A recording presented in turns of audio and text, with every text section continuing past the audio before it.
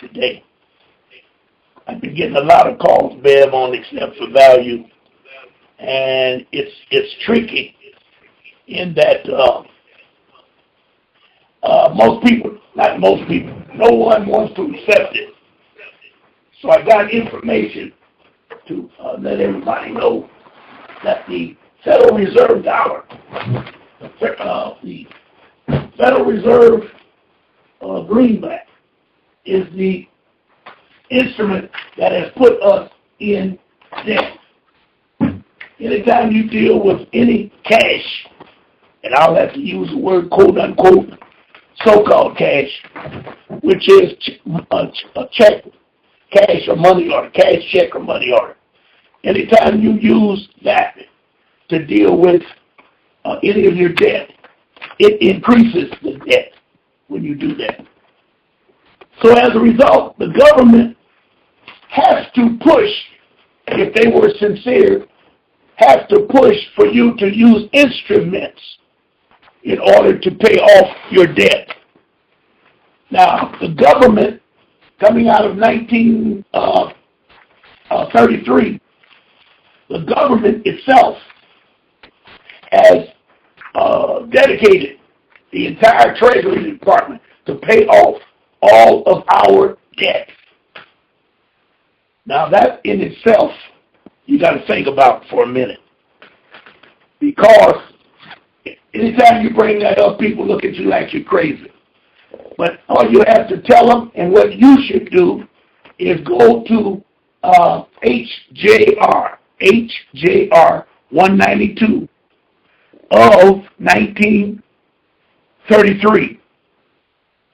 And it tells you exactly that it's a huge package. But when you go to it, you're going to look for instruments, negotiable instruments, and you will find that they have a list of instruments that should be used to pay off the debt. And I would have to say, if they had done what they were supposed to do in the beginning, there would be no debt. There would not be debt, nowhere near what it is today. But those super rich international gangsters wouldn't be where they are. So you can see from that no one wants this type of information to come out. But this type of information, it works just like they used to have in Detroit welfare slips. You get a welfare book, you pay for it, you tear the dollars out of the book. You remember something like that, Bev? Yeah, you did say what? The welfare checks, you did what now? You could pay your debts and buy food, but it came in a form of a check. You would tear it out of a book and pay for it. You talking about like the food stamps? Food stamps, yes. That's what I should have said. Food stamps, okay. Yes. And the food stamp system lowered the debt. It really, truly lowered the debt because they were dealing specifically with an instrument, not a cash. And again, remember, cash represents cash, check, money order. Those are the three tools that has destroyed America. And the banksters and the politicians, they all know this, and they scream on one side that we're in $1 trillion worth of debt, but they don't tell you to use instruments and we could get out of debt. So as I study the Moorish empire and begin to study our Moorish history, we have to deal with the Constitution for United States. The Constitution for United States, which is the original Constitution for United States. Not the Constitution that they created in 1871, which is the Constitution of United States of America. I'm talking about the one Constitution for United States of America. So, in 1933, March the 10th, a bank emergency was declared by President Roosevelt because of the insolvency, quote-unquote bankruptcy, of the United States. Now you can write this down if you don't believe me. I don't want you to believe me when I come. I want you to challenge me. So you can look up Executive Order 6073, 6102, 6111, 6260. All of these executive orders led to and insolidated the bankruptcy of United States back in 1933. The new money, which was the paper promissory note, that was the new money, is issued to the banks in return for the government's obligations of, and let me say this clearly, negotiable instruments, which is called bills of exchange, which would be notes, drafts, trade acceptance, coupons, and the like. Now they throw you off because they will throw in Federal Reserve notes as an instrument. But I'm telling you now, it is not an instrument. It creates. The Federal Reserve note creates what we know as debt. Okay? Now, as of 1993, listen to the years, a person has lawful money of account to pay debt as law without becoming a tort vestor. That means without creating debt, a tort vestor. And it's called accepted for value, ACCEPTED, accepted for value. And promissory notes and bill of exchange are lawful to discharge debt under public law. Write this down. You want to look it up. Public law 73-10. Also HJR 192. Also Title 31 UFC, United States Code 3123. And 31 UFC 5103. Wait a minute, Ron. Okay. Okay. Title 31 UFC Code. What's that again? United States Code. Yep. 31223. 3123. Okay. Yep. And Title 31 USC 5103. Okay. And you can also pay your debt by treaties. In this case, United States Convention on International Bill of Exchange and International Promissory Notes, which is called UNICITRAL, UNICITRAL. We can come back to that. And the Universal Postal Union headquarters in Bern, Switzerland. So what they did, they set up these negotiable instruments that can be used to stay out of debt in the United States. Now, they didn't tell the people about this. And when they started making the greenback, which only cost 6 cents, and you can put any denomination on it. So let's say if you make $1 bill, you got 94-cent profit.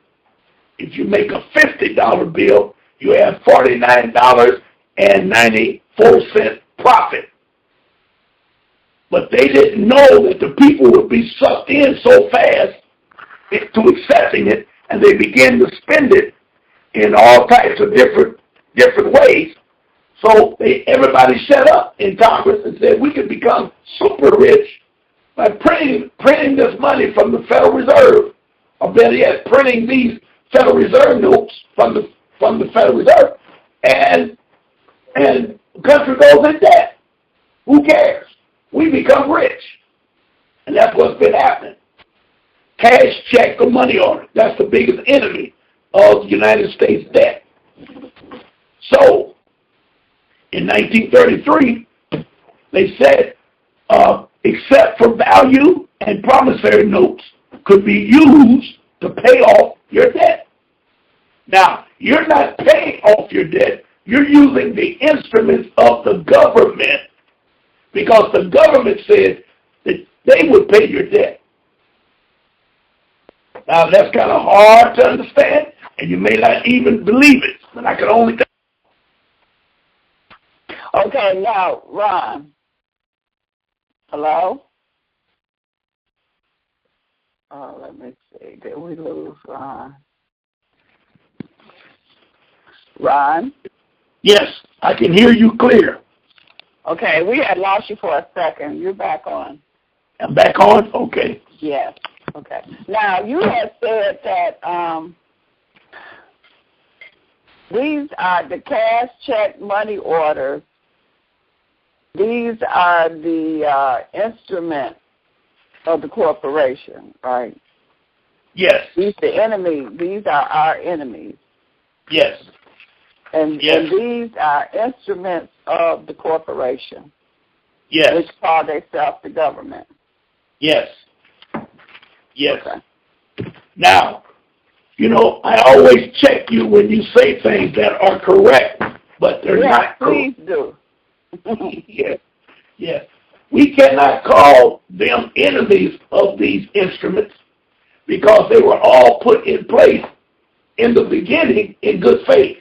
That's all I can say. Oh, I ain't gonna, okay. in good faith. The crooks got a hold to the process. Okay. And begin to manipulate the process. Because remember, a big ticket item in 1930 and 1920 couldn't be anything bigger than a tractor. That was it. You see what I'm saying? They didn't have automobiles in the 20s and 30s. They came in late, 30s, 40s, and coming on into the 50s. So when they was dealing with this madness of the bankruptcy, they had no idea that things would bloom to a fact where a computer is a big ticket item now.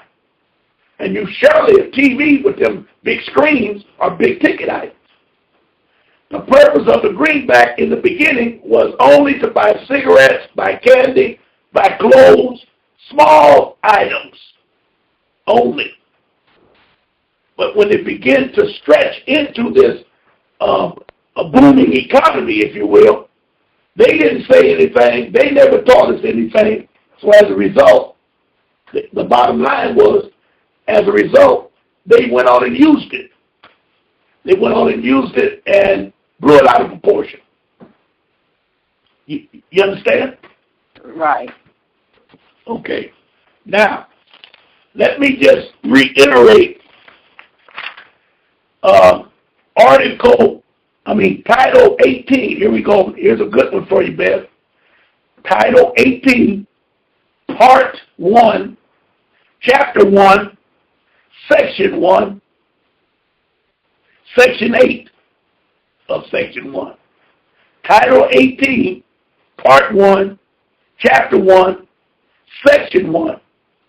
And then it says Section 8. So it might be Section 1 and Section 8. Okay? And here's how it reads. Obligation or other security of United States defined. The term obligation or other security of United States includes all bonds, certificates of indebtedness, that could be a contract, national bank currency, Federal Reserve note, Federal Reserve bank note, coupon, remember that, coupon, United States note, Treasury note, gold certificate, silver certificate, fractional note, certificate of deposit, bills, checks, or drafts for money drawn by or upon authorized officers of the United States, stamps, and other representatives of value of whatever denomination issued under Act of Congress, any Act of Congress. They could create that through Act of Congress and cancel United States stamps. I'm not sure what a United States stamp is, but I do recall in 1939 and 40, I was real small, but they had some stamps. I remember my mother was getting stamps to buy sugar and oleomargarine. I know you don't remember that, Ben, but anyway, she could buy certain things with the stamps. Now, that section is very important because it gives you a list of all of the bill of exchange. You can use this to pay your debts. And these instruments belong to United States of America, Department of Treasury. Okay? Now, let's get on into this. Now, when they set this thing up, it was all by design. It was an evil act that was set in place by Noble Drew Ali. Now, they say that they can never find all the documents to substantiate Noble Drew Ali. But when I went looking for him, I was told, since he was not, and better yet, we are not, any, quote, Negro, colored, black, Moor, is not and will never be a citizen of United States of America. However, you can come in under the 14th Amendment. That's how they tricked everybody. And they reached and got everybody in the United States, no matter the color, race, or creed, and made them subjects to worship in D.C. So when they posted on the bulletin board back in 1933, March the 9th, that they wanted everyone to turn in their gold, they used the word all persons, all citizens of the United States of America must turn in their gold and silver by May 5th. I think the date was May 5th.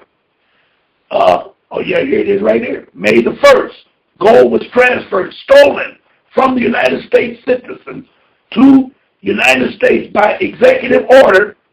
Here's that executive order, 6102. Now, first of all, executive order is an illegal document. No president has the right to execute any order if it's not supported by Congress. And they never used the executive order until Lincoln found himself without a Congress, and he wrote the first executive order, 101. From that executive order, it was written that they called it the Liber Code that I've mentioned before, right, which was backed up by the military. So he took the North Army and set up a watchdog policy to make sure that the country stayed intact. That's what he did. So ever since 1861, when this Liber Code was instituted, all presidents will write an executive order as long as he can create a war. W-A-R, war. That's why everyone listening to us today, in their entire lives in the United States, who have always been under war powers. If it's nothing more than war on poverty, war on drugs, war on bad climate, you see what I'm saying? As long as they declare war during their term, they can always stay with the Liber Code, where the military runs everything. So didn't President Obama just wrote some executive orders recently? Yes, he writes quite a few executive orders.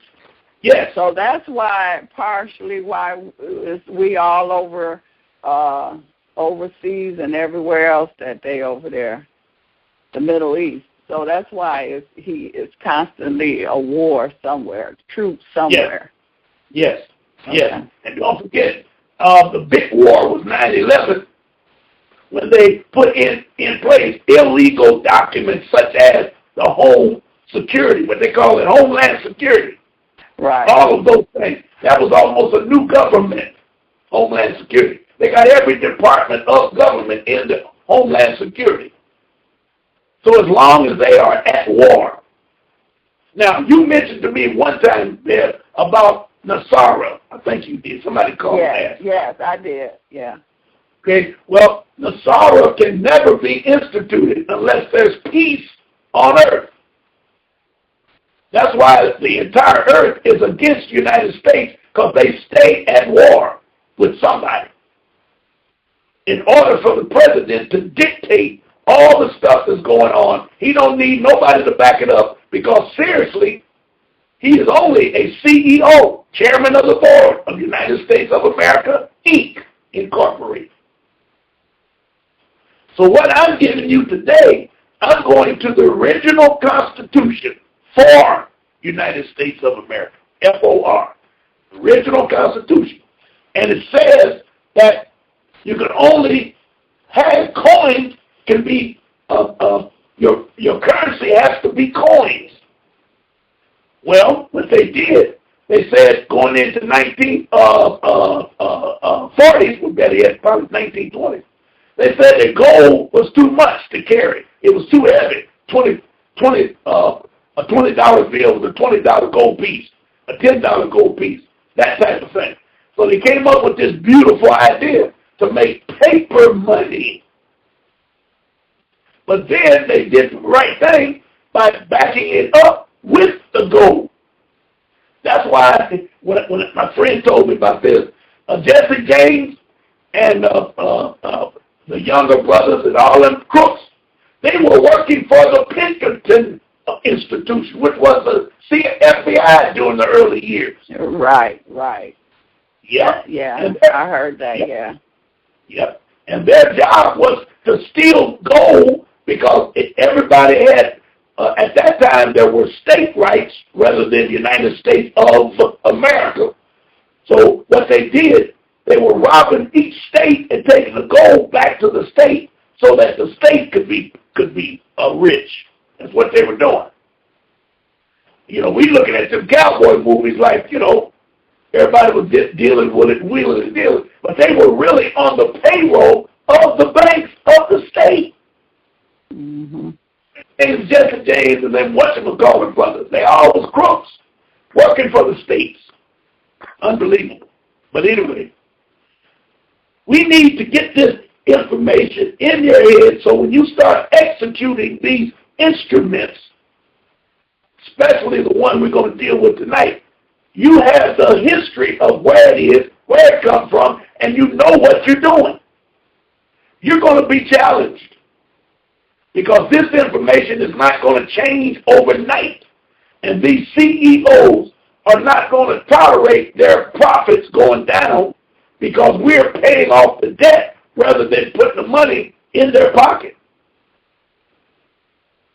Some of those CEOs, especially the credit card ones, they send you a coupon, and the coupon itself is a payment coupon. I just told you, I just read where a coupon is a negotiable instrument.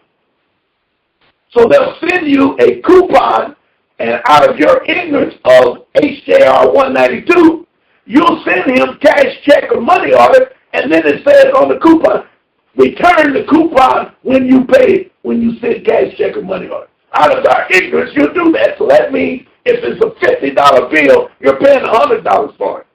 Because he'll take the coupon and send it to the treasury and put the $50 cash in his pocket. Did you get that, Beth? Yeah, I got it. I got it. It's a hell of a game, but it's been going on for a long time. And you need to have the history of it so you'll know what you're talking about when you begin to use and execute this thing. Now, last week I announced that I have a package of 6 pages that will give you step by step how to execute except for value. It tells you everything you need to know. You can make your bills into money orders, or you can make them into negotiable instruments. It doesn't matter. You can pay it with a money order, which makes it and you send no money, so you know you're doing the right thing because you're creating the money order. Or you can just stamp it, accept for value, and send it back in. Now, they're not going to accept it. I'm telling you now. So what you need to do, look up, when you pay a bill, always look up CFO. CFO. Chairman, Financial Officer. Chief Financial Officer. He has this information. chief financial officer has what I'm telling you. He knows what's going on. Send it to him. You got it there? Yeah, I got it. All right. Now, if there's any phone calls or any chat room stuff, fire me up. I'm ready to roll. You got the camera? Okay, let me see in the chat room. Now, the number is 347-215-8041. That's 347-215-8041. If you have any questions or comment about this except for value. Okay, our little friend that calls every week, he has a question. 860, how are you doing? No, I just today? tuned in. I'm listening.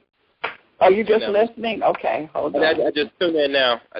Oh, okay, you just tuned in. All right. Okay. Now, Ron, when you were talking about the LaSara Act, you say that we have to have peace on earth. Now, isn't that where the people can get rid of Congress, the president, everybody up there in office? We can throw them out. But isn't it a catch to that? Yes, a big catch. How they would do that, that was part of Nasara. And they have to have peace before you can get to that step. Now, I want to reiterate a very important piece right now, since you brought that up. And this is going to rock a lot of people. In the beginning, as they say, everything was dark and black and let there be light. The whole process, I don't care how you look at it. And they have already stated that the Ouachita Moors are the oldest indigenous people on earth. Now try to get that in your head. I don't care what you think about it. I didn't say it. United Nations has already declared the Ouachita Nation the oldest indigenous people on earth. They didn't say persons. They said people. All right. Now, why is that important? That's important because the Ouachita nation are the only ones that know what peace and friendship is. That's being a little arrogant, but it's true. We are the only ones that can give peace and friendship.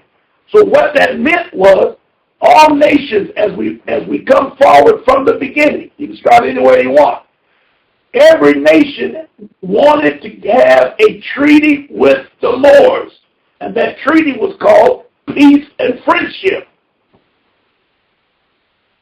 That's why they say to us today that we are the only ones that can bring peace and friendship back into the earth, back to the earth.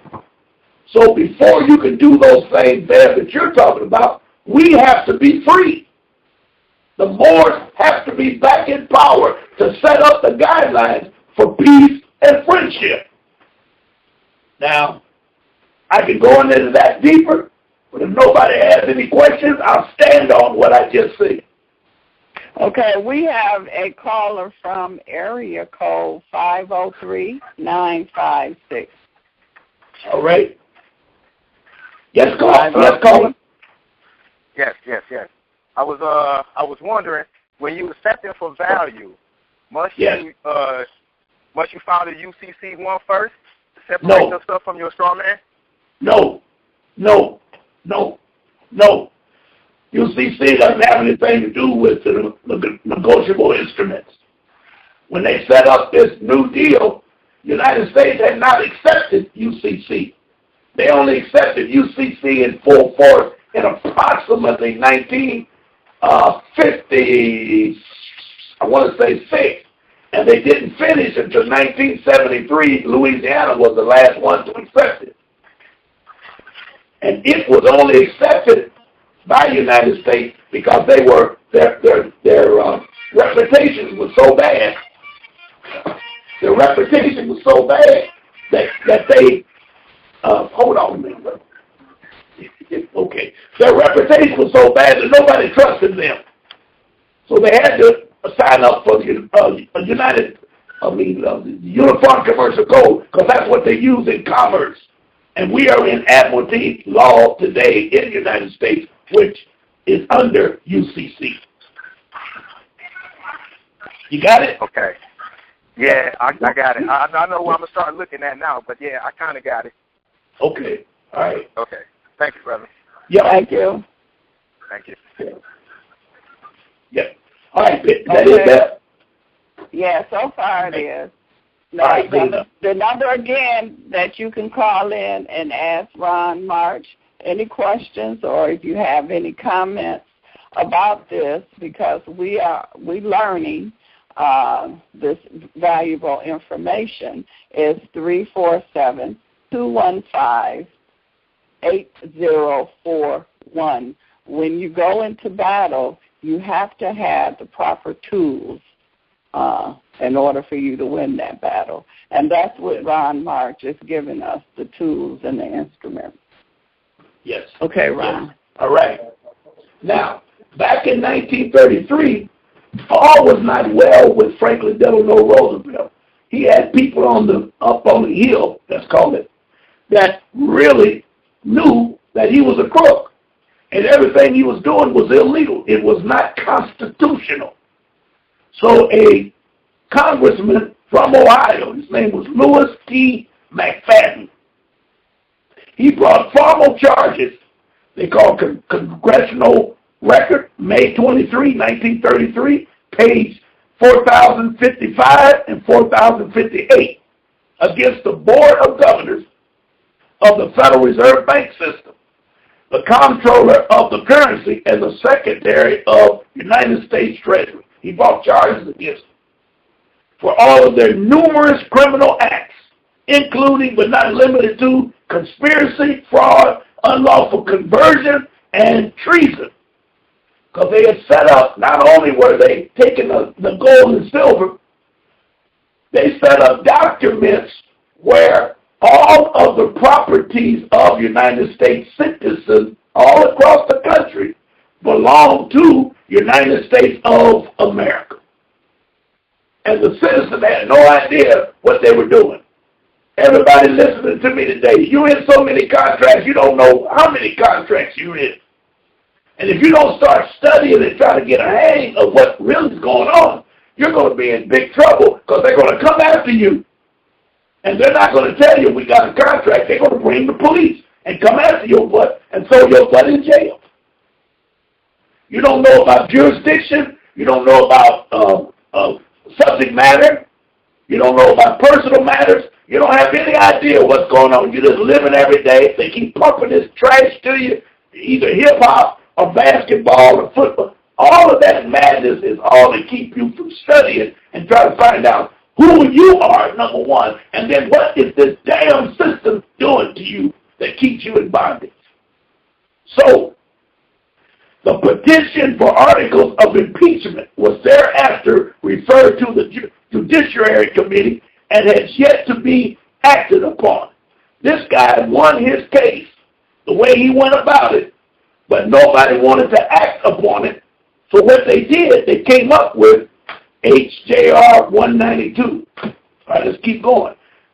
June 1933, June 5th, to mitigate the charges against the government of Delano Roosevelt and all them crooks, those international bankers, and the governors of the Federal Reserve, and prevent being hung for treason.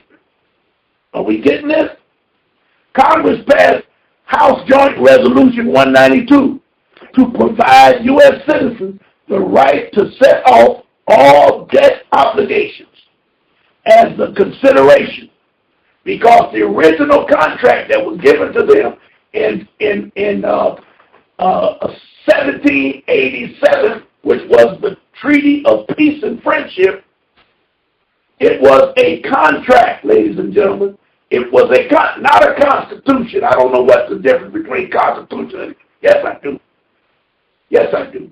It was a contract. It was not a constitution. Constitution is the formidable structure of a government. But a contract has to be set up on the laws of contract. There has to be consideration. In other words, if I'm doing something for you, you're going to pay me for doing that. And if I accept that payment, that's a good contract. And the acceptance of the contract and the payment that I give you should be equal to both sides. And agreeable, not equal, but agreeable to both sides. Everything in the United States today is formed on a contract. Y'all got to get that, and I mean get it quick. Because when they come after you, yes, ma'am. You saying the Treaty of Peace and Friendship was a contract? Yes. Now, what about all the treaties that's been like the Clinton put in and everybody else put in? All of those are contracts. Yes. You think about it. Let's say you were one of the parties of the treaty. Are you going to accept them taking all your horses and don't give you nothing? Think about a treaty. Think about a contract. It's the same thing. If you're going to take my horses, you're going to give me my money for my horses. Or you're going to give me elephants for my horses that I agree upon. That's how they trick everybody. Because a lot of people value, when they tell you the story of Pocahontas, and they took land by giving up a mirror and a comb and all that silly, they were telling you that the consideration of the natives were different than the consideration of the Europeans. So they were tricking the natives. Native American, Native Indian, whatever you want to, Native Moor, all of those inhabitants that were here, they were tricked into these treaties. That's why none of them lasted. Because once they found out that they were tricked, they tried to change the contract. But the United States of America, the Europeans, said, no, you can't do that because you've already agreed to the contract. You get it? Right. So they couldn't void the contract. No. And there are ways to void a contract, but they didn't know how to void the contract. One of the best ways that we today can void any contract is deny that you were given full disclosure. Everyone out there today, man, that owns a home, they were tricked. They got a bad treaty. They don't know what the hell they got. Everyone. I don't care if he's black, white, green, or purple. I don't care if the house costs $10 or $40 trillion. Every one of them was cheated in the treaty, in the contract, in the mortgage. Why? Number one, nobody signed a mortgage but you. Not even a contract. You offered to pay someone that you never saw. You were given a home and they didn't put up anything because there's no money. Nobody out there has ever seen a check for a house to pay it off. The only real contract that goes on, there's only two that I know of. Marriage and a lease are the only real contracts that I know of in the United States. Now, it may be more, but that's the only ones I know of. Everything else is a cheat. It's a crook. It's a lie. Buy an automobile. You're the only one that signs for it. You've never even seen somebody that comes from a mortgage company or a daggum finance company. You're going to get it financed by Ford Credit. You've never seen Ford Credit. You've never seen a check from Ford Credit to the dealer in your name. You see what I'm saying? Right. Always been crooked. That's why they had the rules. I told you last week when we talked about neutralization. They had to put up rules trying to control them for being such split tongue, like the Indians say, speaking forked tongue. All them tricks. That's all I can say. All them tricks. You dig it? Yeah. Okay. So, in order for them not to go to jail or not to be looked upon as crooks, they set up what we know today as HJR, 192, to provide the United States citizens the right to set off all debt obligations as a consideration, something bargained for, i.e. an exchange. In order for you to make a deal, there's got to be an exchange, and there has to be equal consideration. For the transfer of all goods, all gold, and property. So they said, okay, since we're going to take all your gold, now they took it and didn't give up nothing. They just said, we think, well, give me all your stuff. This guy took him to court, so you can't do that. Now, of course, they killed him. That man was murdered, suspiciously murdered. He was poisoned. They couldn't figure out who did it. But he got his stuff in before he was killed. Okay? It is against public policy, applies only to Congress, to pay a debt. It's against public policy, applies only to Congress. Congress is the only one that can pay public debt. And every one of you out there that has debt is public debt. If you owe me, Ron March, that's private debt. Because I'm not a corporation when I deal with you one-on-one. But anytime you deal with a corporation, it's public. So they set up a chapter in a state of R192. It's called, write this down there, Chapter 48, Statute 112. In the United States, statutes at large is public law, applies to everyone else. So your mortgage and things like that is public debt? Yes. Yes. And Congress is the only one that can pay public debt? Yes. They're supposed to pay all of your public debt.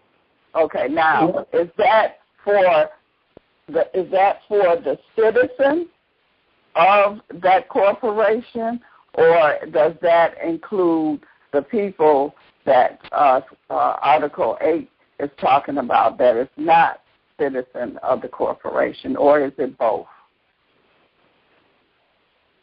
I'm going to be real technical and say none of the above. The Congress is going to pay it. All corporations belong to Congress. All corporations are tied into United States government. All of them. Every corporation. Police department. Marriage counseling department. Tax people, they're on the corner. They got a 501c3. They all belong to the United States government. And the government belongs to the Pope. Right. We ain't got to go there tonight. But it first belongs to England, and then England belongs to the Pope. That's why the Pope, what you keep asking about, Beth, in regards to writing off the debt and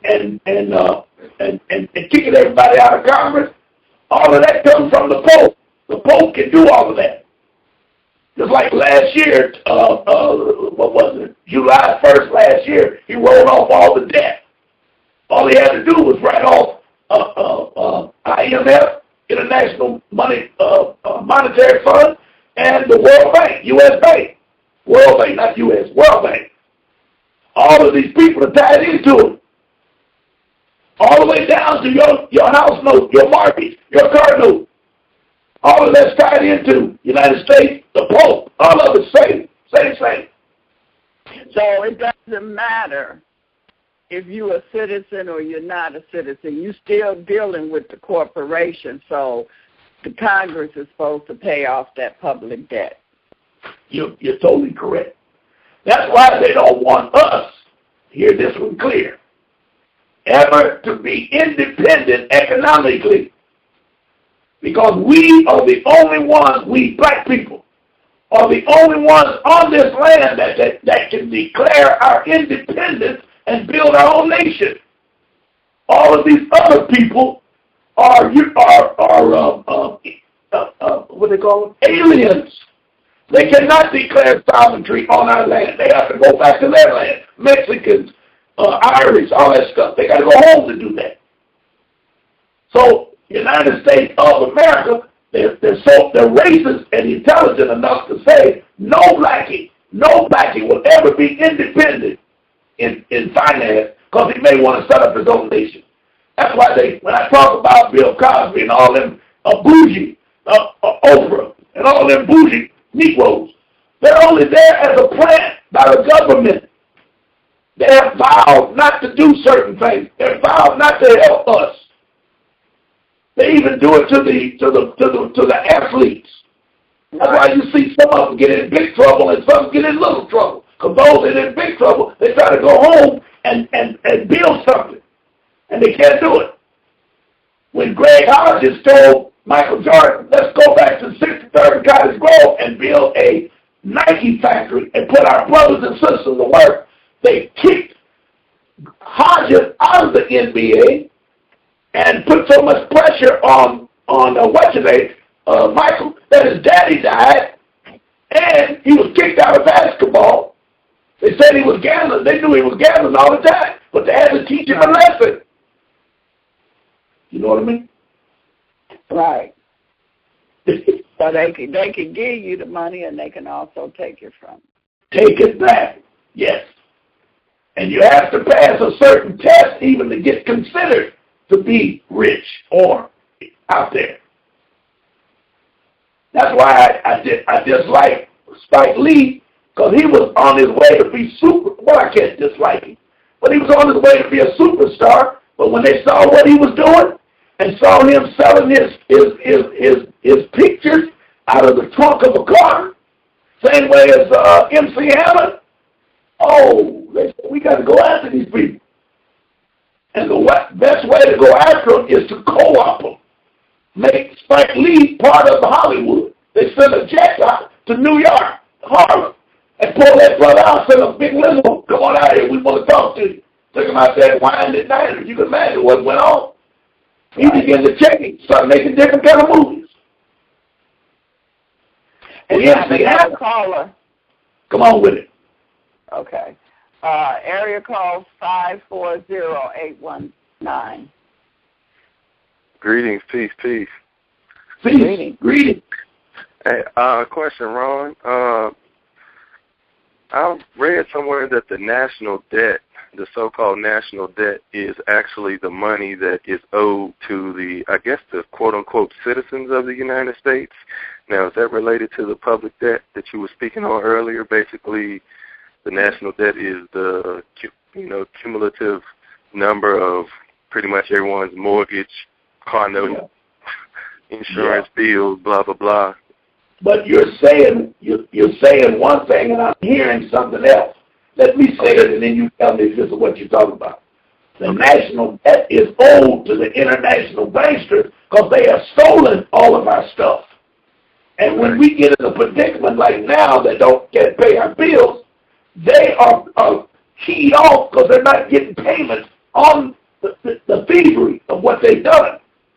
Mm-hmm. I can say to you clearly that all of that money belongs to us. Okay. Yes, but it's hard to say that the debt is ours because they created the debt. That's why they stole our stuff. Okay, so basically, I think we're on the same page. Basically, robbing Peter to pay Paul, so they took from us to pay it, and then they had to borrow to pay off the debt of what is owed to us, basically. Yes, and now they're pushing because the economy is so bad and the earth is in such financial strain that they're putting pressure on everybody. They're going all the way back to 10, 15, 20 years and bringing us debt that people owe. You might get a letter tomorrow on some kind of loan you had way back in the 50s that said, well, you didn't pay it off. Now we want you to pay it off. You got sacrifice.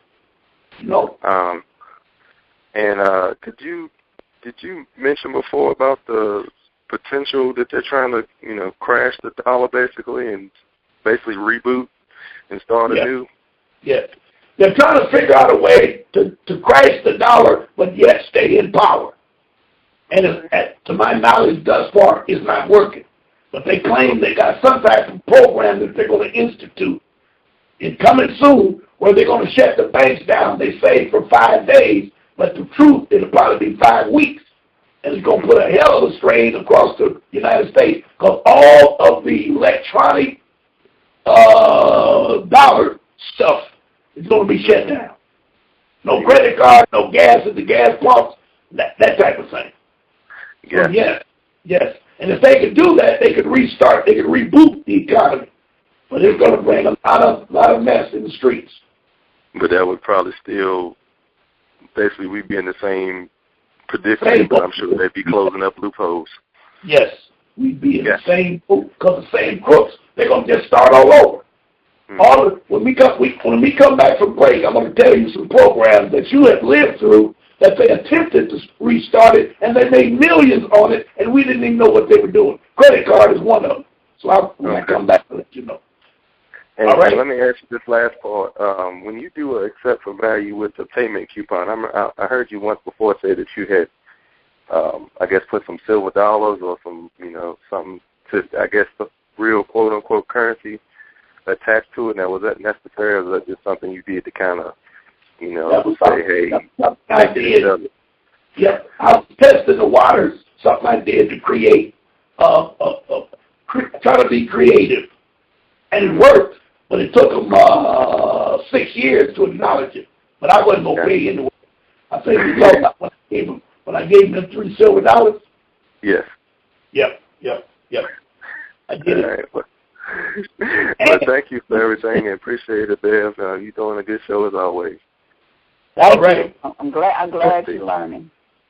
All right, Bev, we're going to take a quick break. You are listening to the Truth to Power show and the Ron March show, and every Wednesday at 6 p.m. Eastern Standard Time, Ron March joined us.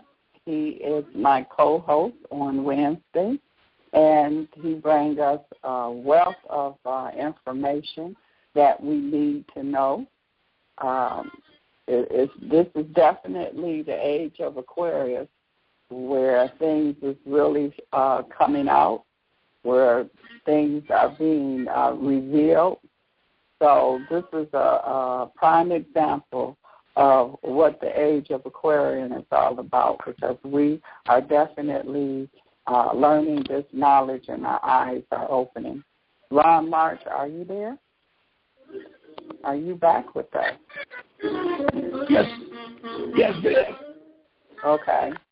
We have yes, I'm here. Now, before we get started on part 2, we have 2 questions for you, and also give the people your information.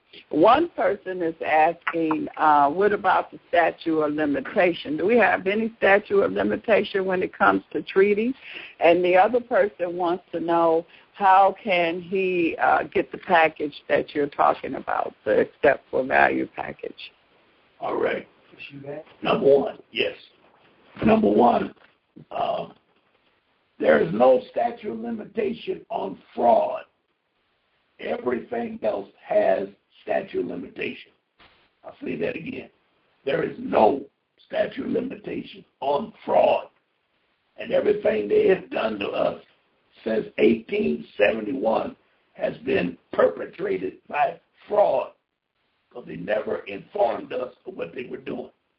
Now, the treaties, there are, what can I say? They are set up on a timetable.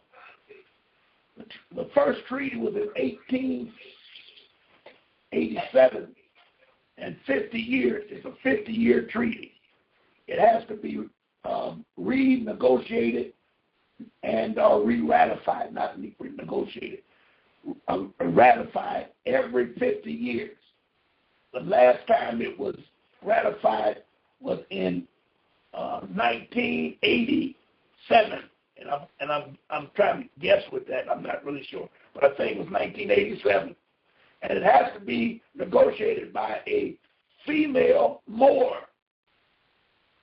A black female has to sign the negotiation for the peace and friendship, because that's our culture. The female is in charge. Now, I'm going to put the question out, who was the black female that signed with Ronald Reagan, Mr. Reagan? Who was the black female that signed the peace and friendship in 1987, and is not ready to come up again until 2039, I believe it is, something like that. You have any idea who that could be, Beth? Who signed that treaty? Can you speak a little louder? Or I don't know who signed the treaty. Yeah. Well, let me just say, rather than waste time, it was Shirley Chisholm. Really? Yes. Shirley Chisholm signed with Ronald Reagan. Okay. Yeah. So now, what about? So, can we be sued by the corporation? So, just say that if you're doing your accept for value, can they come back and sue you 5-10 years later down the road? I'm laughing at you, Bill. Well, I'm reading out of the chat room. Oh. All right. Well, let me tell you why I'm laughing. Okay. We went over and over that corporations don't have any hands. How are they going to sue you? Corporations cannot sue you. By constitutional law, you have a right to face your accuser. Is that a good answer? Yeah. And in the chat room, if they needed to go any further, they can elaborate on it. Elaborate, yes. I got something here that the corporations were dealt with back in 1795, Ben. It says this is a United States Supreme Court case that they tried to hide. The United States Supreme Court of the United States of 1795, inasmuch as every government is an artificial person. They don't exist. Every government. It don't exist. I don't care if it's France, Germany, whatever. If it's United States, it doesn't exist. An abstraction and a creature of the mind only. A government can interface with only another artificial person. You hear me? Well, okay. So the straw man is an artificial person. So yes. They can have dealings with that straw man, but they can't have dealings with the live and living person. Correct. And all you have to do to establish that you're not the straw man is declare it. Right. You know, so when they come back and they... So if they come back and want to sue you, they will be suing the straw man because they can't have any dealings with a live person. But then you're not listening. Okay. Corporations cannot sue corporations because they don't. I mean, they can interact with each other. I'm sorry. Yes, they can interact with each other. But since you're not Ronald March, all caps, or Beverly D, all caps, why would you want to answer? You can send your birth certificate. Tell them, here, sue the birth certificate. That's where that came from, your birth certificate. And I'm not trying to be facetious, but I'm trying to answer it. Because Ron March, all caps, do not exist. So I can't relate to that. That's why when you go to court, you want to know who you call it when you say Ron March. Ron March, all caps, or Ron March, upper and lower caps. So it's always a good idea to take your birth certificate with you when you go to court. And just lay it on the table. Say, there's Ron March, all caps, right there. That type of thing. Now, don't the courts have it that you can't go back past 1930-something when you're trying to recite a court case or something like that? All right. Now let's listen carefully. United States of America, the Constitution of 1871, which was the Constitution of United States of America. In 1938, they passed a law that said that none of their bar associates, none of their bar P-number crooks, traitors, treasonous, can use any case past 1935 in their courts. But that's why you want to go to court and be your own attorney, quote-unquote lawyer.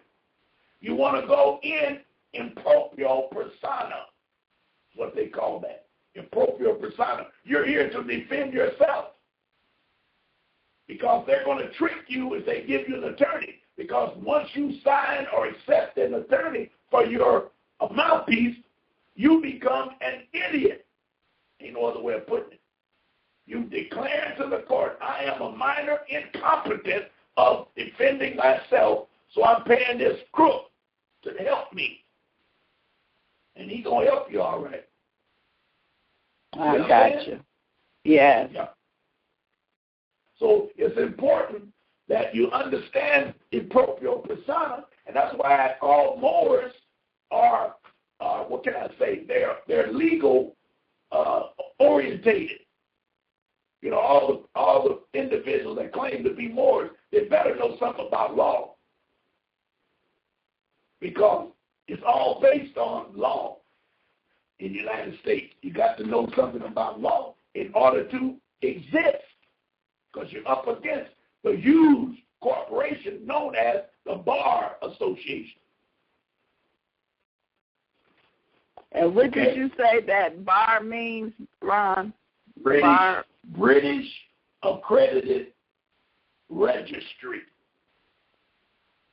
British Accredited Registry. Now, they got state bars that they have different acronyms. No, they have different words for the acronym. But all of the state bars belong to British, which is England, Queen of England, British Accredited Registry. And then the other question, yeah, got it. And the other question was, how can they get your package? I'm going to do something tonight. I'm going to give all right, first of all, you can email me, and I will mail you a package. Email address is ronmarkshow@yahoo.com. ronmarkshow@yahoo.com. And for the rest of this month, anyone that emails me and purchases, and let's go over the days of 28th, 29th, 30, 31, 1st, 2nd, and 3rd. The next 6 days, the 3rd of June, anyone that orders the package of $150, I'm going to give them a $35 discount. A what? I'll give them a $35 discount. So it's going to cost them $115 to get the package. But they got to email me, and they only got 6 days to do it. The sale or the bargain or the deal is off on the 3rd of June. So we talked about getting it. And I will be available for any questions they have. It's self-explanatory, but if there's any questions, I'll be available to work with anyone that purchases it. I'll work with them and help them out. Okay. Okay?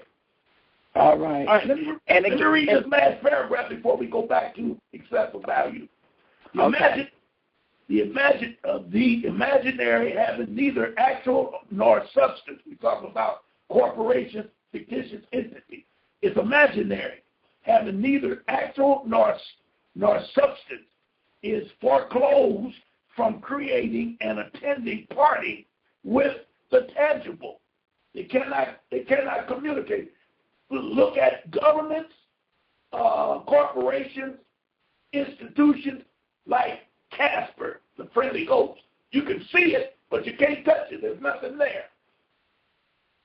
Okay? Mm-hmm. The legal manifestation of this is that no government, as well as any law, agency, aspect, court, etc., can concern itself with anything other than corporations or artificial persons and the contracts between them.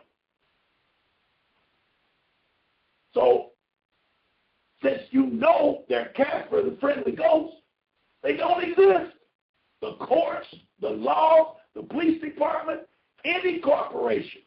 And now they went so far as everything you see that's organized, especially when they started the, what they're doing now, what they call it, profit, when they, the non-profit 501c3, the non-profit. 501c3 is a corporation. Churches, all of them are corporations, but remember they belong to United States government in Washington, British Queen of England, Queen Elizabeth, and the Pope.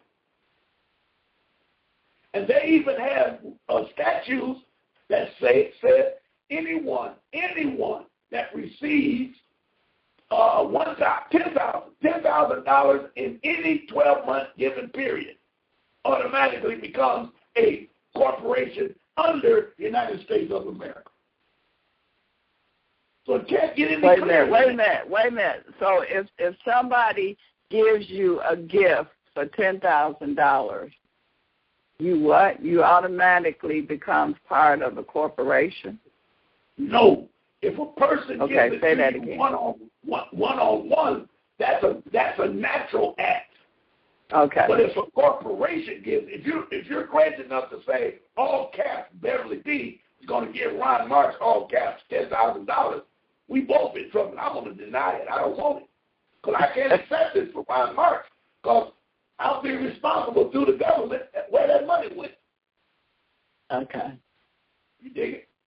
So now Beverly D, upper and lower cap, want to donate $10,000 to Ron Marks' show. Oh, we in with friends. We can deal with that all day long. Now, what about the people that have corporations?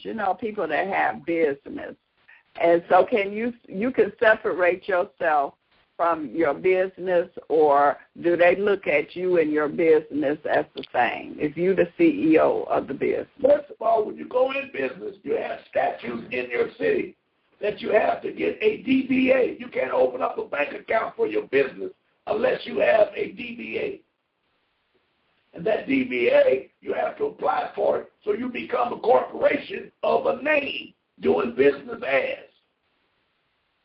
So they got you right off the bat.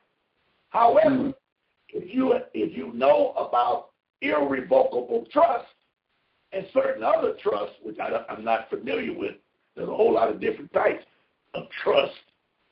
But I know I'm working now to set up an irrevocable trust, and everything I own, I'm going to put in my irreversible trust, which means that I am not susceptible to anything.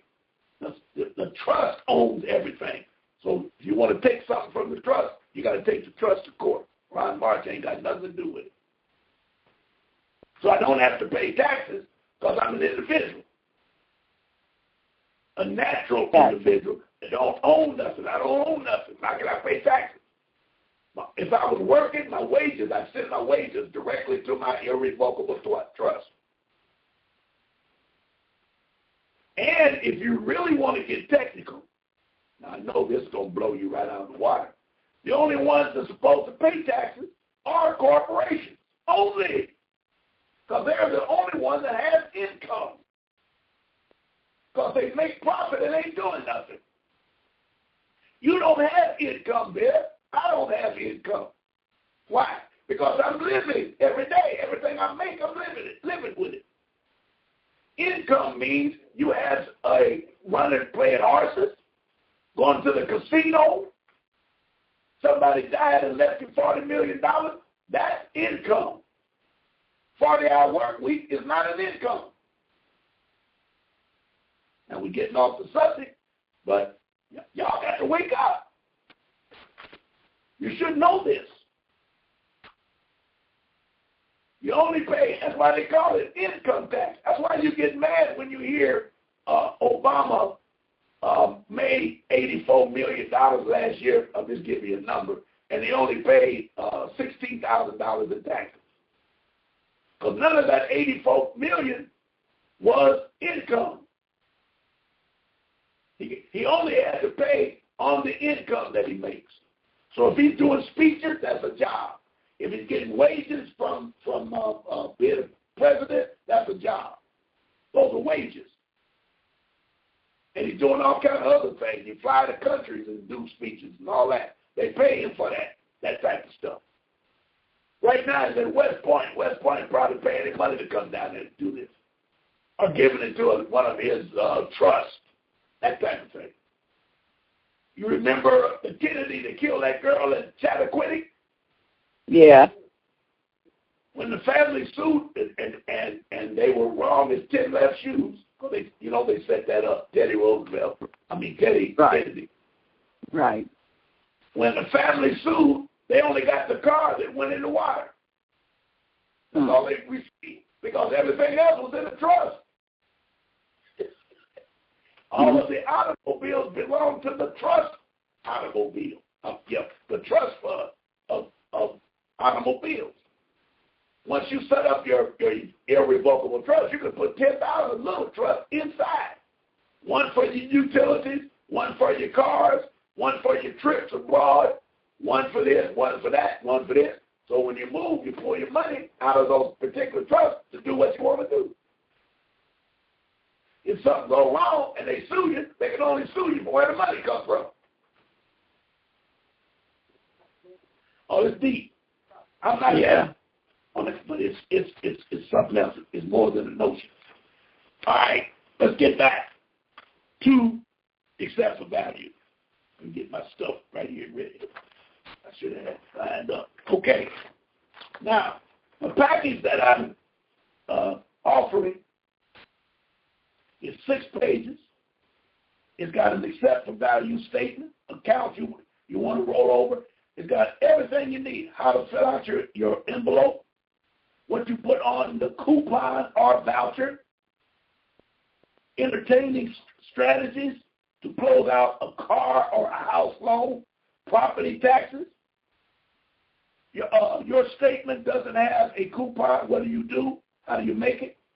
Routing numbers. I'm going to get a lot of calls on routing numbers. And let me say this. No. Anyone that orders a package, I will tell them what they really need in order for this to work. Now, what I'm telling you is not part of the package. But I'll say it a better way.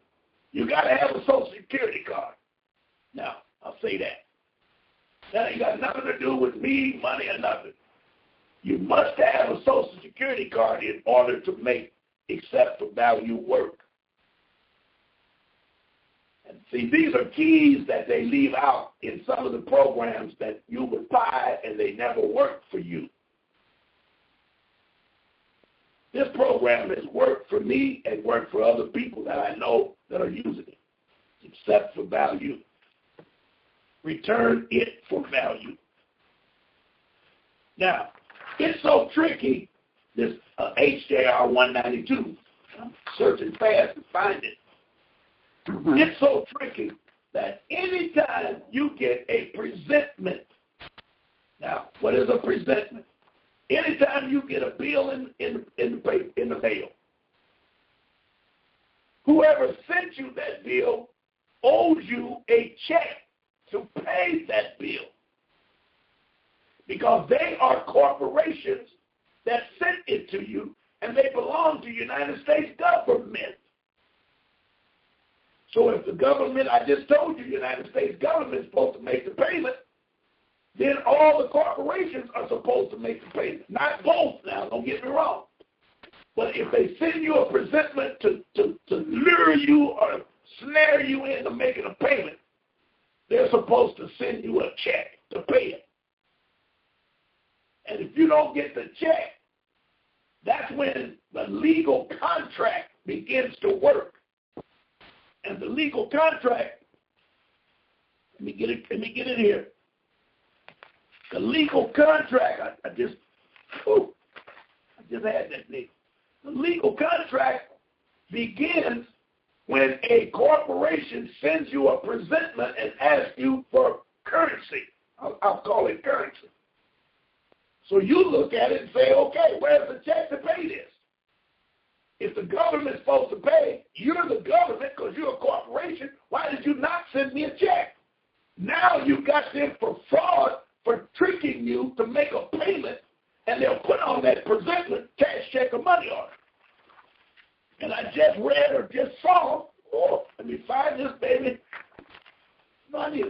tear this up when I'm up here doing this. It's be popping stuff out to me when I need it.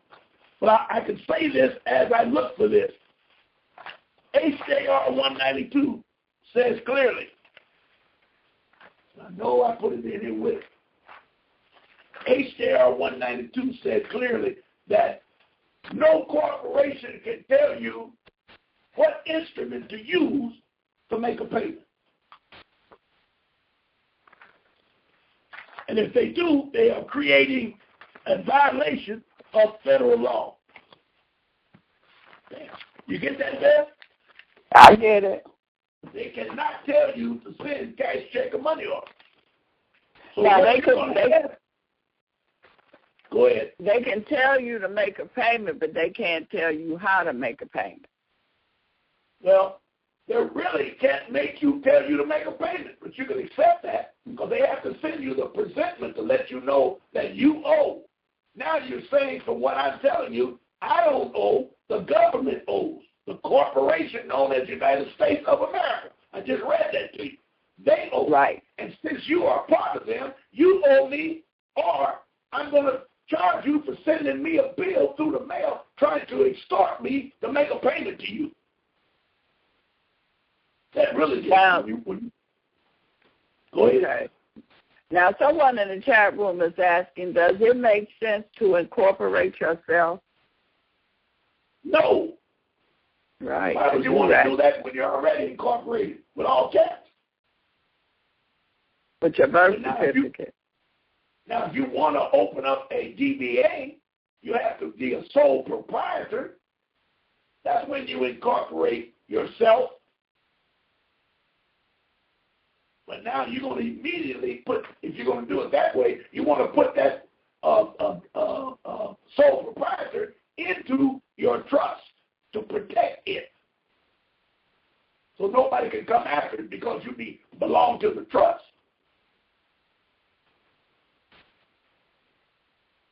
Okay, is that good? Yeah. Okay, here we go. Except for value applies when a demand is made for payment with implied consideration. Now, listen how that's worded. Except for credit applies when a demand is made for payment with implied consideration. So, they send you a letter and say you owe your monthly payment for the automobile. Now, the problem with that is there's no consideration there because, number one, there's no money. Number two, you paid for it with an instrument when you signed the promissory note. That makes sense? Mm-hmm.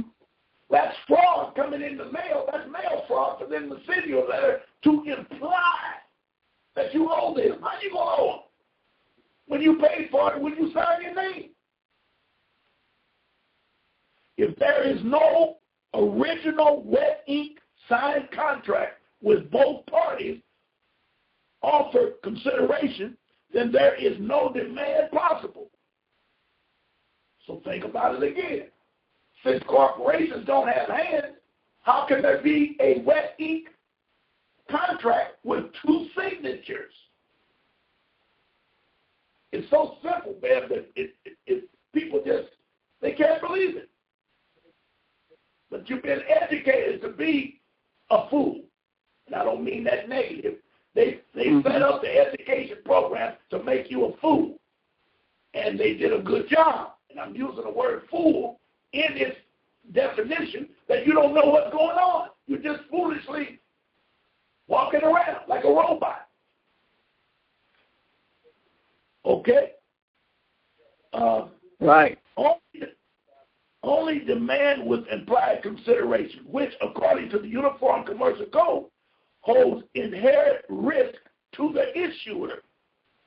So when they send it to you, there's a risk on their part because they're lying when they send it to you in the mail. I'll read that again. If there is no original wet ink signature, signed contract, let me say it again. If there is no original wet ink signed contract. You know, they always want you to sign a contract with blue ink. Right. So if you don't know that it's you signed it with blue ink, you want to know who else gonna sign it with blue ink. So if you don't have it, we signed contract with both parties offering consideration. You're going to give them the promissory note from your side, and he's going to give you the automobile from his side. That's equal consideration, but the contract is flawed because there's only one signature on the contract. But you live up to your side because you gave them that promissory note, that wet ink contract. You signed it. Okay? Yeah. If you don't have that, if you don't have the wet ink contract and you haven't signed, then there is no demand possible. They can't demand a damn thing from you. Only demand with implied consideration, which, according to the Uniform Commercial Code, brother called up by UCC, holds inherent risk to the issuer. If the instrument is accepted as consideration and returned for value, the issuer is liable for the bill. So if you accept it for value, send the bill back to him, they got to pay the bill because they created the contract by sending you the trash. You accepted the contract, signed it, and sent it back for value for them to pay it. I ain't paying nothing. You pay it. You get that, man? I get it. You mighty quiet, man. Yeah, I'm thinking. I'm listening. Okay. All right. That is where the payment comes from. You send it back where the payment is supposed to go. In the bankrupt economy, whoever brings a liability has to bring the remedy. So by them sending you a presentment, they're trying to create a liability. They can't create a liability because, number one, you've already paid for it. So they can only pay for it. The remedy can only be that I send it back for value and you pay the bill. That's what that means. Accept it for value. So you send it to me and say I owe $40,000. I say good. I stamp it, fill it out, do it right. That's what this package is about. And send it right back to you. You pay it. Okay. Now someone wants to know the difference between blue ink and black ink on a contract. Very simple. You can duplicate black ink, right, because you can what they call copy it. Copy it. Yeah, you can copy it. But now they got these good printers. I'll just throw this out there. That if you print it in color, you can get the blue ink to go too. Mm. But right now, you got to know. See, they can take your signature from an agreement, which is not a contract. It's an agreement, and superimpose it onto the contract.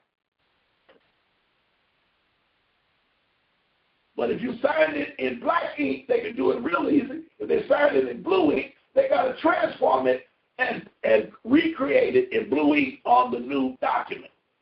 But you got to know that they cheat you when they do it. You know, when they say wet ink, they want to see the original signature on the original document. Right. And they can't do that because when they send the document to Wall Street to flip it into a security, it has to be the wet ink. That's why, Mark, when they say, show me the promissory note, show me the note, no one can show you a note because they've already flipped it into a security. And Wall Street has to destroy it once they created the security. So what they do, they make a copy of it down here close to you and then send the original to Wall Street. They flip it into a new income, and you making payments down here, don't know anything about it. That's where the fraud comes in. And then with the payments being made and you slack up on payments, they not only keep the payments, they come and get the house. And the note's still out there making money. And this is something for y'all to look up if you got any accountants out there. Hypothecate. They hypothecate every document and add 9 zeros to every document. That's how that money flips. If you got, I can't give you what it means, but if you got $100 $100 contract and you sign it, they add 9 zeros and flip that sucker, and every time they flip it, they take off a zero. So they can flip it 9 times. They call that hypothecate. I learned that by a whole lot of other stuff. You don't need to know that. In the bankrupt economy, whoever brings a liability has to bring the remedy. Whoever hands you a bill has to hand you the check to pay for it. Write the accepted for value verbiage on the statement and or write a private issue money order on the coupon part of the bill and send it to the Treasury to have it set off. The only way that utility companies got built is that they mortgaged or borrowed against our property and future labor compensation. Only corporations have income. I just said that. So they are the only ones that's supposed to be taxed. Everything since 1933 is prepaid. There is no need for us to pay twice. Well, what was that the Pope did? Was that last year when he paid all the bills? Yes, he wrote off all the contracts. Okay. He told IMF and World Bank. Now that was for the World Bank. So he paid them what he owed them. Yeah, but the World Bank is World Bank because it owns Chase, Flagstar. They own all this other stuff. That's what makes them a World Bank. IMF is the same way. A monetary fund, International Monetary Fund. All of the corporations belong to them on the economic side, financial side. They're the 2 biggest crooks on earth, both of them. So when but the Pope owns the corporation, the United States of America. The Pope owns every corporation on earth. Now wait a minute. He owns the World Bank and all of them. So how is he paying himself? Each one of those entities pay him. How do you think he gets all that money? They ain't doing nothing. England, you never heard England be involved in any type of workload. Their industry. What industry does England have? None. What industry does the Pope have? None. Nobody has a question. Why that Pope get all that gold and silver and run that Vatican over there and they ain't got no money? Where that money come from? Me and you. Wow. Where you think they got the money? England is a rock. They have trouble planting flowers. Everything they get got to be imported. England is a rock. How does the Queen of England have a budget of $40 million a year? Where that money comes from? The bar.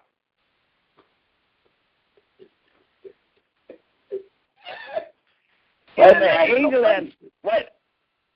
the England money is coming from where now?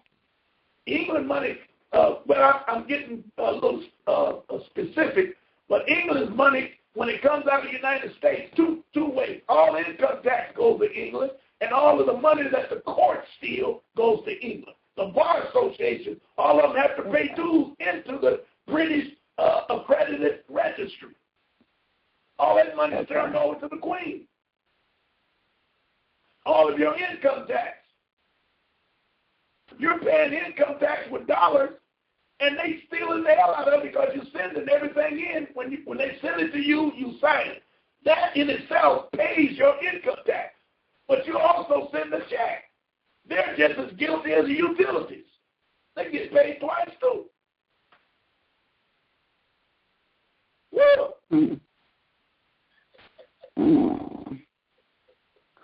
Okay. I've been to the bank. I saw that mess over there. It's unbelievable what they do over there. And yeah, they don't have nothing but a church in that's a country. The Vatican is a country. Right. And all they got is a church. Now you tell me where all that money comes from to run that thing. Well, they have you thinking, people will say, well, they got so many millions of Christians, and these Christians are paying dues at their churches. But then you got to look at a lot of the Catholic churches and schools have closed down. Yes. And they're paying tribute to the Pope, or to the to the archdiocese and all of that stuff. Listen, I can show you, and I'll put it on my internet when I send it out. The owner of United States of America, Inc., the sole proprietor of United States of America, Inc., is a archbishop. I had his name, McLeod. Well, I wonder if I got it with me. His name is Brad McLeod. And he set up a trust and made England and the Pope trustees. I'll figure that one out. Wait a minute. Now, wait a minute. I think he's an archbishop. Okay. I got it. I got it. I ain't even worried about talking about it. I got it. It's just a matter of me finding it. And I can't do it when I'm on the air right now. But I got it. And I'll bring it next week. Or better yet, I'll email it tomorrow. I'll email it out. Now, Archbishop McLeod is the sole owner of the Corporation United States of America. All right, just stop. I found it. I'm listening. Okay. Whoa, somebody. Make sure I got it right. The United States of America is a religious corporation now managed by Queen Elizabeth and under the control of the Vatican. The Pope's laws are arbitrarily on everyone. Therefore, all said Moors contracting with United States of America are chattel property of the Vatican. Go to so-and-so website owned by Dun & Bradstreet. If you research the private corporation called United States Government, you will find that the owner is listed as being Archbishop Derek J. McLeod of the Basilica of the National Shrine of the Immaculate Conception, Washington, D.C. Since Archbishop of the Vatican are sworn to poverty, then the Archbishop can only be named agent for the secular so-called Roman Empire situated in the city / state called the Vatican, papal state. According to elements of the ecclesial law, the Pope can abolish any law in the United States. When?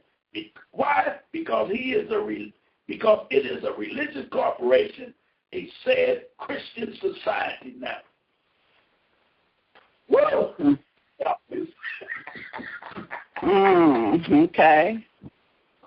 Okay. Yes.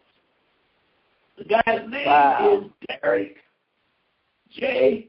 McLeod. Well, in the chat room, someone has Derek R. McLeod. Okay, I got Derek J. I ain't gonna argue with it. Whatever. Okay, all right. Well, at least we know it's McLeod, Derek McLeod. Derek McLeod. And he's from the Basilica. Basilica of the National Shrine of the Immaculate Conception of Washington, D.C. One man owns the United States corporation, religious corporation. Woo! Now, okay, now you said the Pope owns the whole world. Yes. Yes. So it's and like he owns it. Slow your roll. Okay. But I can tell you that Trump don't own me. But the Pope owns all corporations.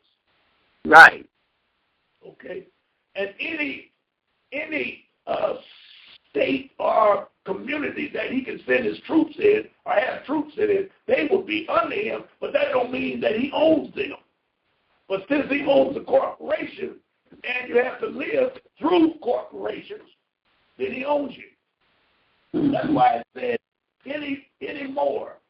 Therefore, all said more is contracting. Listen to the word. Contracting with the United States /USA or chattel property of the Vatican. Well, I'm trying to get out from under that chattel property of the Vatican because I don't want to contract with the United States. But in order to eat, since we don't have our freedom, and they won't let us be successful in business to do our own thing, that's why they do that.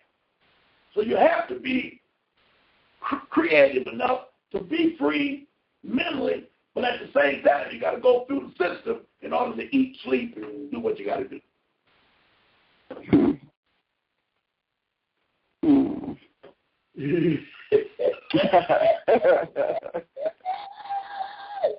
It's kind of hard. I know it is. Okay, it's so many twists and turns and. Okay. I tell you this, whoever thought this madness up.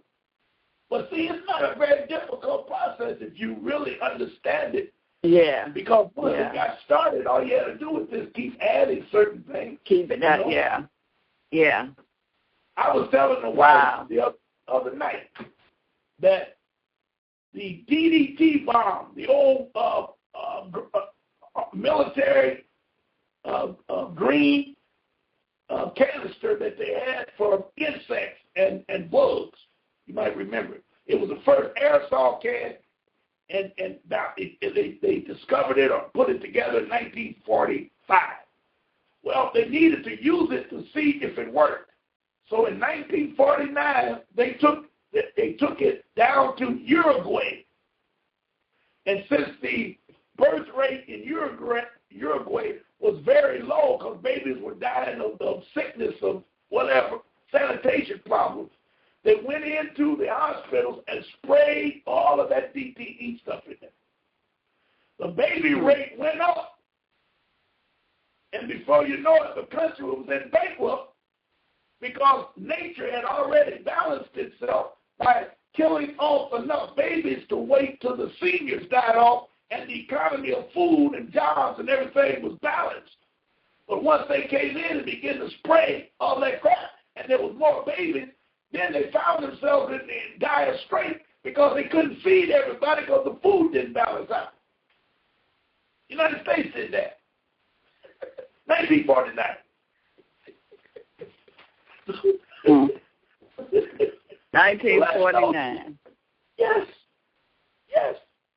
So that shows you what they do, and they didn't give a damn because that DDT bomb, you got it in everything now, that spray, that aerosol can, they making millions. Somebody made millions off of that thing.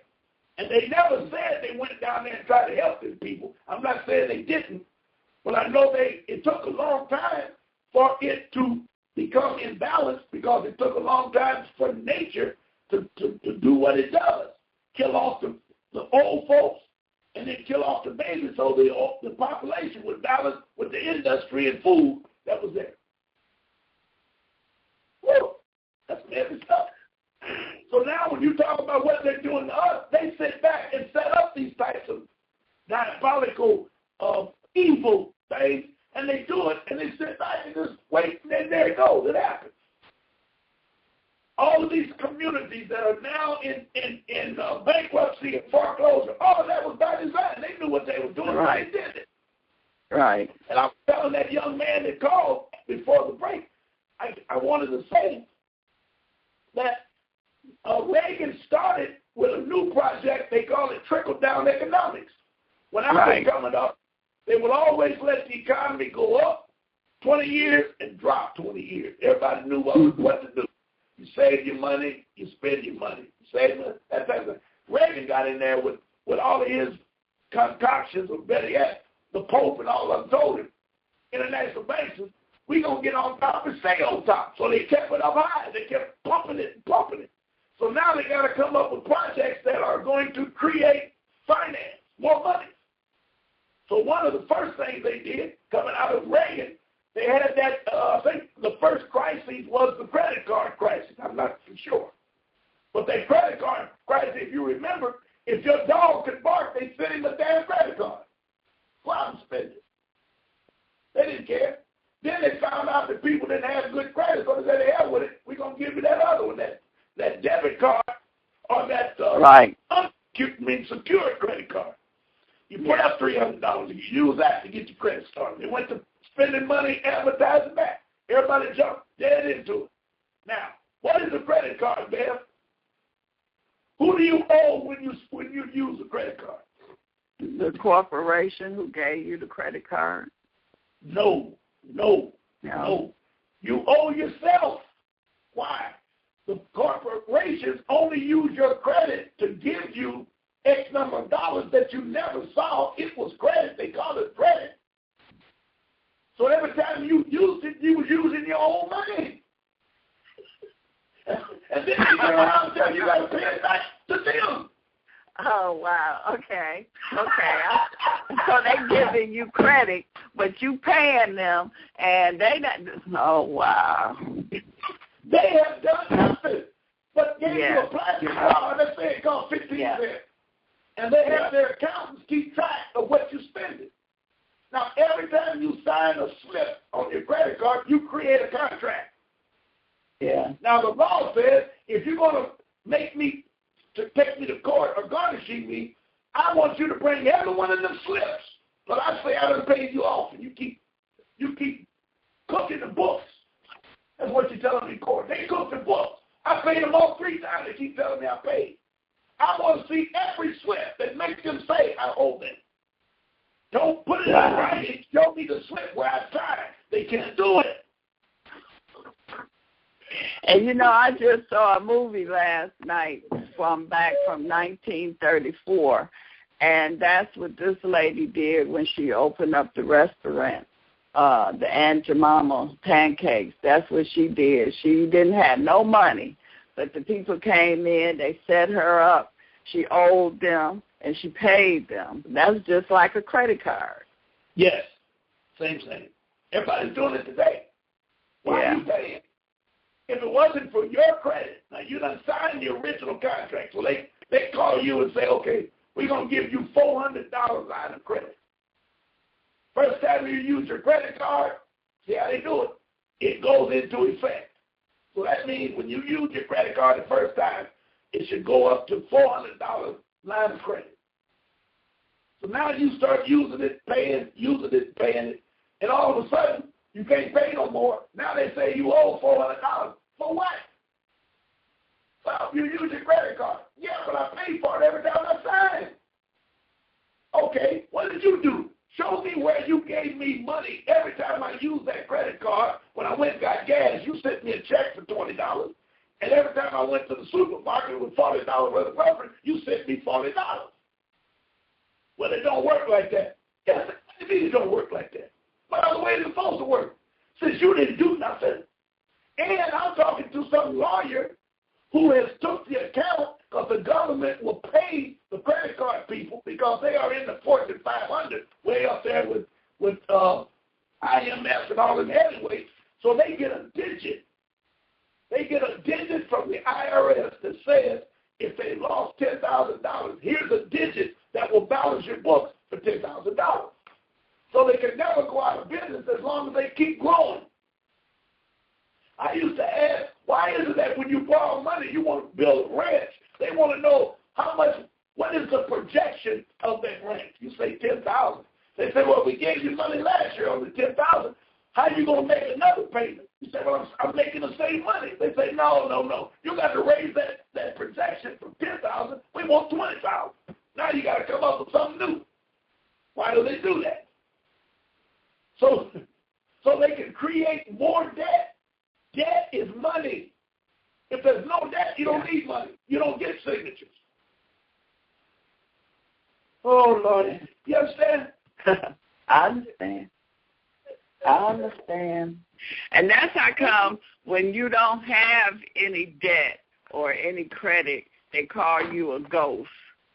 Yes.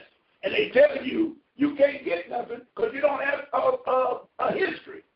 Right. I got A1 credit, but nobody will rate you because they don't know what you're going to do. Right. So those that have no credit are worse off than those that have $80 million in debt. Yeah. Yes. Well, Ron. Well. I'm scratching my head again. I love it. Well, let me repeat. If you send me in the next 10 days, I'll sell my package for $35. No, $115. There you go. Right. I'll give you $35 discount. Put it there. Mm-hmm.